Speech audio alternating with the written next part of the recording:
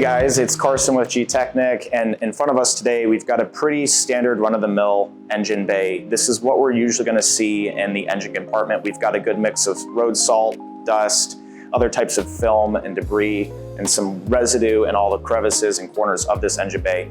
We get a lot of questions about how do we go about kind of protecting this engine bay? Am I okay to hose this down? And what are the right products to treat all the variety of different surfaces that we have to kind of clean in this engine bay? So step one, and kind of answer one of this, is going to be yes, most engine bays are going to be completely fine for water, especially more modern vehicles like this Chevy SUV. You'll notice we have a lot of plastic covers over our components. So the battery terminals have switches and other things of that sort. Our fuse box is completely covered and weather sealed. Most of these are going to be IPX67 weather resistant, so they're completely fine and they're used to getting wet when we're driving. Even somewhat older vehicles realistically are still okay to rinse down. What I would recommend is use some type of pressurized water. It sounds counterintuitive, but a water hose, contrary to something like a pressure washer, a water hose is going to flush tons of flow, or gallons per minute, in one specific spot.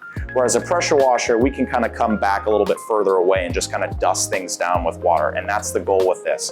Not focused on that pressure, more focused on just kind of that even saturation and misting of water.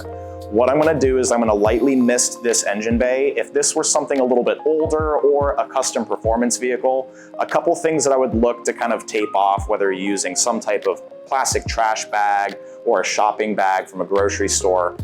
What I would usually do is look to tape off any exposed battery terminals just in case, any exposed air intakes, and any external fuse boxes which might be added on for sound systems or things of that sort.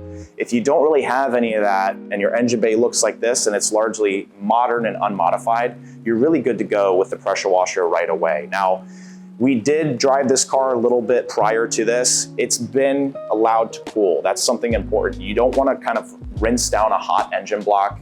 Cold water with hot metal and components generally don't mix. We don't want to crack anything. So we want to make sure this is cool to the touch or cooled enough that it's not a huge temperature contrast. So we have that here, so we're good to go ahead and start. I'm going to grab the pressure washer, just kind of mist everything down, get a lot of this loose film off right before we even contact wash.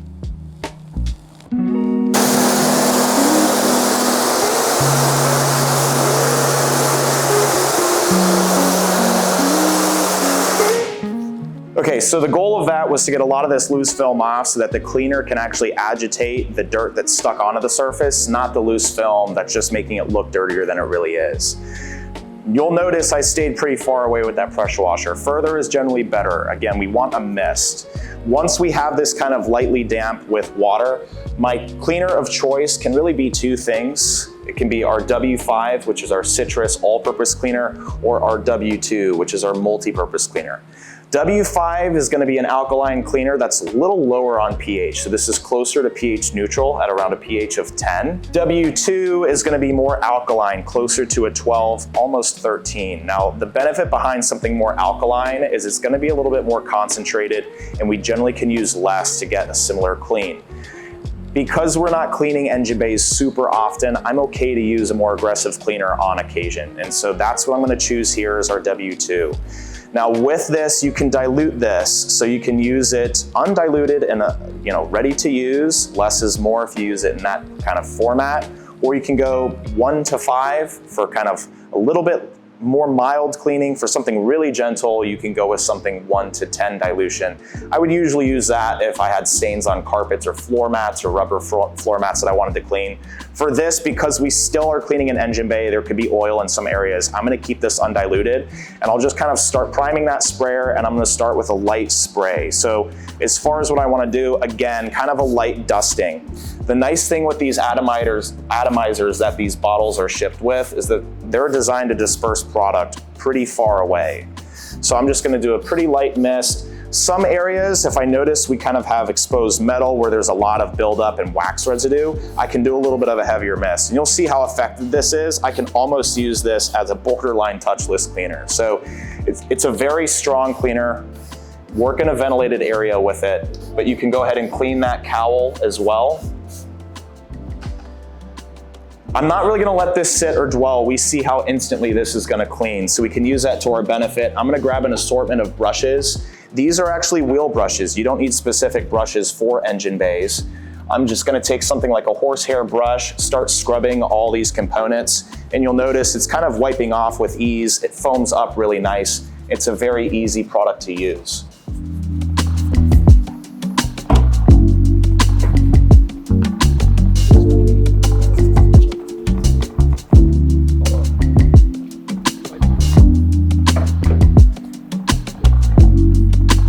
And if this were a really lightly dirty engine bay, let's say I own this car and it were a Southern owned car, not really exposed to a ton of elements, just light dust, I could get away with just lightly rinsing, spraying this product, allowing it to sit, and then rinsing it right off without even physical agitation.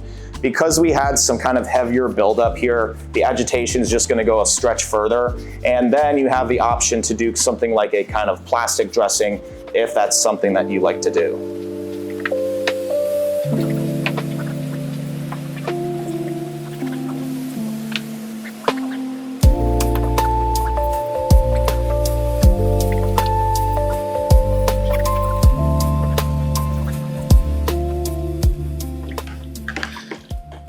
Some of these larger brushes are helpful to get into these smaller kind of areas here, so I have some components that I wouldn't be able to reach without something like this.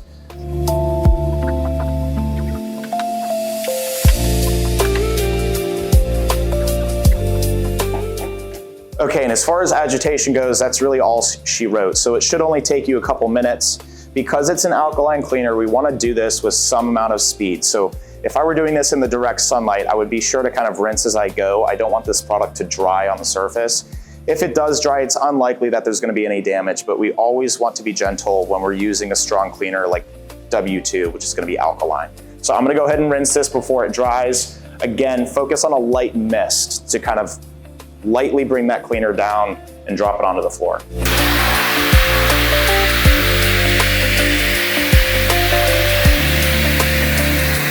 And when I rinse, I'm gonna hit this from a few different angles because we kind of agitate it into all different parts of this engine bay.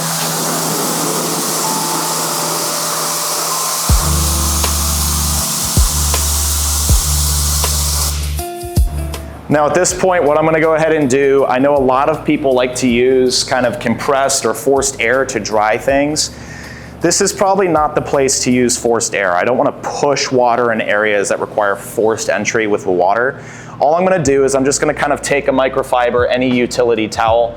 This is going to be our Gtechniq MF1. It's just a general purpose utility microfiber. You can really use any type of towel or shop towel that you have, and just kind of go in all these areas, just lightly drying everything because I don't want water spots on anything.